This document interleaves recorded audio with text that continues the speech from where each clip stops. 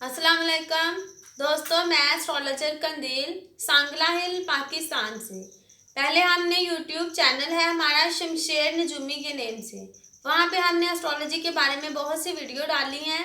तो पहले हम वीडियो डाल रहे थे बुर्ज के बारे में कि बुर्ज हमल की कुंडली हो और इसमें स्टार डिफरेंट घरों में कैसा रिजल्ट देंगे। फिर हमने स्टार्ट किया बुर्ज सौर की कुंडली हो और इसमें स्टार डिफरेंट घरों में कैसा रिजल्ट देंगे। लेकिन बहुत से लोगों के फ़ोन आए कि आप हमें बेसिक के बारे में बताएं कि बेसिक एस्ट्रोलॉजी क्या है, यानी एस्ट्रोलॉजी की बेस क्या है। तो फिर हमने सोचा कि क्यों ना पहले बेसिक एस्ट्रोलॉजी के बारे में बताया जाए। ये वीडियो उन लोगों के लिए बहुत अच्छी साबित होगी जिन्हें कुछ भी आइडिया नहीं एस्ट्रोलॉजी के बारे में, यानी वो एस्ट्रोलॉजी के बारे में कुछ भी नहीं जानते। तो आज हम बात करेंगे एस्ट्रोलॉजी के लेसन नंबर 1 यानी बेसिक एस्ट्रोलॉजी के बारे में। तो जब हम आसमान की तरफ देखते हैं तो आसमान पर हमें बेशुमार स्टार नजर आते हैं।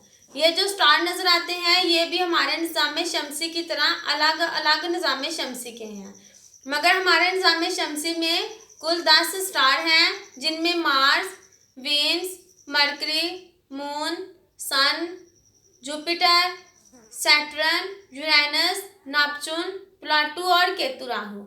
तो बाद में नई साइंस ने यूरेनस, नेपच्यून और प्लूटो को बाद में दरियाफ्त किया। इन सियारों के आसमान पर एक सड़क बनी है जिसे हम मदार भी कहते हैं। हमारे निज़ाम शमसी की जो हदूद है इसकी जब गुलाई में पैमाइश की गई तो 360 दर्जे बने। इन 360 दर्जों को जब 12 के ऊपर तकसीम किया गया तो 12 बुर्ज बन गए। तो एस्ट्रोलॉजी में टोटल 12 बुर्ज हैं। तो कुदरती तौर पर जो पहला बुर्ज है वो बुर्ज हमल है। बुर्ज हमल कुदरती तौर पर पहला बुर्ज है। जब हम एस्ट्रोलॉजी सीखेंगे तो पहले हम बुर्ज हमल को पहला बुर्ज ही गिनेंगे। पहला बुर्ज हमल, दूसरा सौर, जोजा, सुल्तान, असद, सुमला, मिजान, अकरब, कौस, जद्दी, दिल्लू और हौत, यानी कि 12 बुर्ज बन गए। हर बुर्ज 30 दर्जे का होता है। हम जिस ज़मीन पर बैठे हैं तो हमें ऐसा लगता है कि जैसे सारे स्टार हमारे इर्द गिर्द घूम रहे हैं, मगर ऐसा नहीं है। सूरज हमारा एक मरकज़ है और सब स्टार बमा ज़मीन इसके इर्द गिर्द घूम रही है, और हर सियारे के अपने अपने चांद हैं, और वो जो चांद हैं जिस सियारे के हैं इसके ही इर्द गिर्द घूम रहे हैं। तो इसी तरह ज़मीन सूरज के गिर्द घूम रही है। तो ज़मीन 360 दिन के बाद अपना एक चक्कर मुकम्मल कर लेती है, जिससे मौसम तब्दील होते हैं। ज़मीन एक महीना एक बुर्ज में रहती है। जैसे कि जो लोग 21 मार्च से 20 अप्रैल के दरमियान पैदा हुए हैं इनका बुर्ज हमल है, यानी इस वक्त ज़मीन बुर्ज हमल के नीचे से गुजर रही थी। 21 अप्रैल से 20 मई तक बुर्ज सौर के नीचे से गुजर रही थी। 22 मई से 21 जून तक बुर्ज जोजा के नीचे से गुजर रही थी। 22 जून से 22 जुलाई तक बुर्ज सरतान के नीचे से गुजर रही थी। 23 जुलाई से 23 अगस्त तक बुर्ज असद के नीचे से गुजर रही थी। 24 अगस्त से 23 सितंबर तक बुर्ज सुंबला के नीचे से गुजर रही थी। 24 सितंबर से 23 अक्टूबर तक बुर्ज मिजान के नीचे से गुजर रही थी। 24 अक्टूबर से 22 नवंबर तक बुर्ज अकरब के नीचे से गुजर रही थी। 23 नवंबर से 22 दिसंबर तक बुर्ज कौस के नीचे से गुजर रही थी। 23 नवंबर से 22 दिसंबर से बुर्ज कौस के नीचे से गुजर रही थी।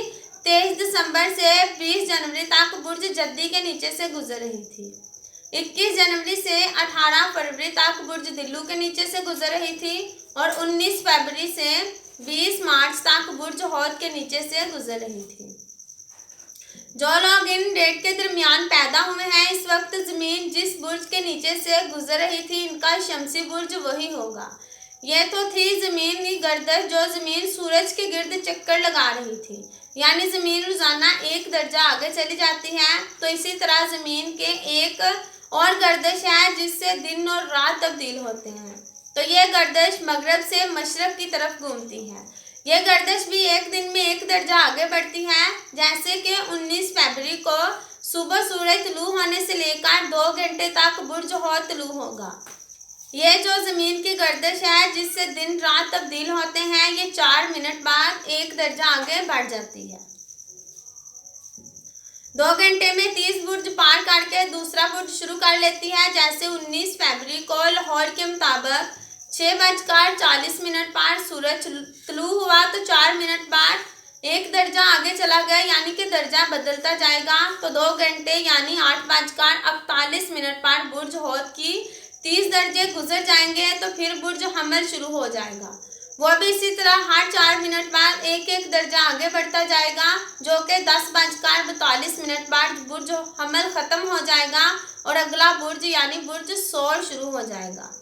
जब अगली सुबह आएगी तो सूरज तुलू होगा 6:42 पर, जो कि बुर्ज हौद का 1 दर्जा जमीन पार कर गई है। मौसमी लिहाज की गर्दिश जो है ये भी 1 दर्जा आगे गुजर जाएगी और दिन रात के हिसाब से भी 1 दर्जा आगे जाके तुलू होगी।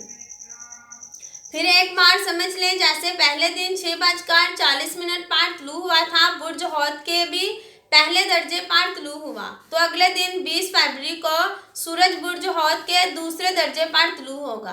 तो इसी तरह रोजाना एक एक दर्जा जमीन आगे गुजरती जाएगी और दर्जे भी आगे गुजरते जाएंगे।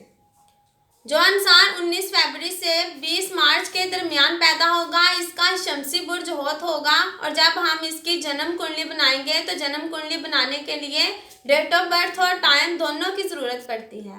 वो इसलिए कि जिस वक्त बंदा पैदा हुआ है इस वक्त कौन सा बुर्ज कितने दर्जे और कितने दकीके पर था या कितना ये तुलू हो चुका था बुर्ज। तो इस हरकत से ही पता चलेगा कि जिस दिन रात दिन तब्दील होते हैं, जैसे मैंने ऊपर बताया है कि जिस बंदा जैसे 6:40 से 8:40 के अंदर पैदा होता है तो इसका शमसी और पैदाइशी दोनों बुर्ज हौद होंगे। पर अगर वो 8:40 से 10:40 के अंदर पैदा होगा तो फिर इसका शमसी बुर्ज तो हौद होगा लेकिन पैदाइशी बुर्ज हमल होगा। अगर वह बंदा 10:40 से 12:40 के अंदर पैदा होगा तो इसका शमसी बुर्ज तो हौद होगा लेकिन पैदाइशी बुर्ज सौर हो जाएगा। तो इसी तरह ज़मीन जैसे जैसे आगे बढ़ती जाएगी इसी तरह बुर्ज तब्दील होते जाएंगे। जो भी इंसान आपको अपनी डेट ऑफ बर्थ और टाइम देगा तो इस डेट ऑफ बर्थ और टाइम को जब आप सॉफ्टवेयर में डालेंगे तो वो इस इंसान का लगन यानी पहला बुर्ज निकाल देगा। तो ये तो बात हो गई कि बुर्जों की कि बुर्ज कैसे तब्दील होते हैं। पहले ज़माने में ये बात थी कि अब हम ये बात नहीं मानते या हम इस बात को नहीं लेके चलेंगे, मगर अब इस बात में फ़र्क आ गया है। सूरज पूरी दुनिया में एक ही टाइम पर तुलू नहीं होता। जैसे पाकिस्तान में अगर सूरज सुबह 6 बजे तुलू होगा तो सऊदी अरेबिया में सूरज 8 बजे तुलू होगा। इसी तरह हर कंट्री का तूल बल्द और अर्ज बल्द भी मुख्तलिफ होगा। हर मुल्क का तुलू और गुरूब भी मुख्तलिफ होगा। पूरी दुनिया के हिसाब से लंदन में एक क्लॉक सेट किया गया है जिस क्लॉक से पूरी दुनिया का टाइम ठीक कर लिया है।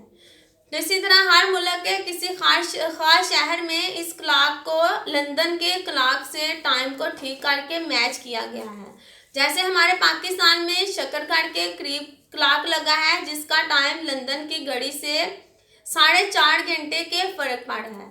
जैसे हमारे मुल्क में 4 बजते हैं तो शकरगढ़ वाली घड़ी के ऊपर भी 4 ही बजते हैं। हमारे मुल्क में जब कोई बंदा लाहौर, कराची या किसी भी शहर से हो तो वो इसका टाइम को 4 ही गिनता है। हालांकि ऐसा नहीं है, 4 तो सिर्फ शकरगढ़ वाली घड़ी में ही बजते हैं। हम अगर फैसलाबाद में हैं तो फैसलाबाद के तूल बल्द और अर्ज बल्द के हिसाब से 7 मिनट का फ़र्क होगा। शकरगढ़ से मैं आपको आसान ज़बान में समझाने की कोशिश करती हूँ। जैसे शकरगढ़ में रोज़ा शाम को 6 बजे खुला तो हर शहर में रोज़ा शाम को 6 बजे नहीं खुलेगा। जैसे कराची में रोज़ा तकरीबन 6:30 पर खुलेगा। इसी तरह पूरी दुनिया में तूल बल्द और अर्ज बल्द भी मुख्तलिफ होगा। पिछले ज़माने में तो ये जानना मुश्किल था कि किस कंट्री का या किस सिटी का तूल बल्द और अर्ज बल्द क्या है, मगर वो कायदा यहाँ बयान करने की ज़रूरत नहीं समझती क्योंकि ये साइंसी दौर आ गया है, तेज़ी का दौर आ गया है। जो सॉफ्टवेयर एस्ट्रोलॉजी के ऊपर तैयार किए गए हैं उन्होंने उस तूल बल्द और अर्ज बल्द को मद्देनज़र रखते हुए भी सॉफ्टवेयर तैयार किए हैं, यानी वो सॉफ्टवेयर खुद ही तूल बल्द और अर्ज बल्द खुद ही निकाल लेते हैं। तब हम सॉफ्टवेयर में सिर्फ इंसान की date of birth, time of birth और प्लेस ऑफ बर्थ डालते हैं तो वो खुद ही सारा इंसान का बायोडाटा निकाल देता है। तो इसी तरह पुराने ज़माने में सियारों का भी इस्तखराज किया जाता था, मगर अब जदीद दौर में हमें 1000 सालों का भी हिसाब लगाने में देर नहीं लगती, हम मिनटों सेकंडों में हिसाब लगा देते हैं। तो अब हम एस्ट्रोलॉजी में बहुत आसान हो गए हैं। पहले एक कुंडली यानी चार्ट बनाने के लिए इंसान को 2 से 3 दिन लगते थे, मगर अब ऐसा नहीं है।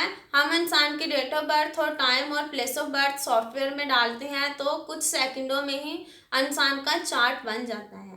तो दोस्तों, आज हमने बात की बेसिक एस्ट्रोलॉजी के बारे में। तो आज फिर हम अगली यानी कि एस्ट्रोलॉजी के लेसन नंबर 1 के बारे में, तो फिर अगली वीडियो में हाजिर होंगी एस्ट्रोलॉजी के लेसन नंबर 2 यानी कि बेसिक से आगे क्या है। तो इसके साथ ही इजाज़त चाहती हूँ। अल्लाह हाफिज़।